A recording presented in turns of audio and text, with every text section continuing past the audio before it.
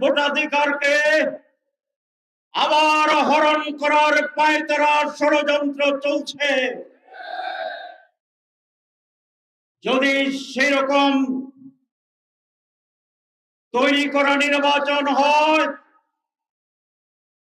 বিদেশের ডিজাইনে নির্বাচন হয়, তাহলে বাংলার মানুষ জীবন এবং রক্ত দিয়ে একটি সুষ্ঠু নির্বাচন আদায় করবে ইনশাআল্লাহ। আমরা আবারও বলতে চাই মাইকে, বাংলাদেশ জামাত ইসলামী নির্বাচনে যেতে চায়, কিন্তু তার আগে সুষ্ঠু নির্বাচন হওয়ার বিষয়গুলো জনসমক্ষে উদ্ভাসিত হতে হবে, পরিষ্কার হতে হবে, আনন্দমুখর পরিবেশ তৈরি করতে হবে। সরকার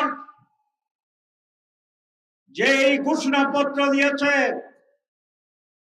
একটি মাত্র দল অভিনন্দন জানিয়েছে, বাকি সকলে ইতিবাচক বলে বলেছে যদি এটা করা হয়, যদি ওইটা করা হয়, যদি ওইটা করা হয়, তাহলে মেজরিটি দল শর্তহীন ভাবে এই ঘোষণাকে গ্রহণ করে না।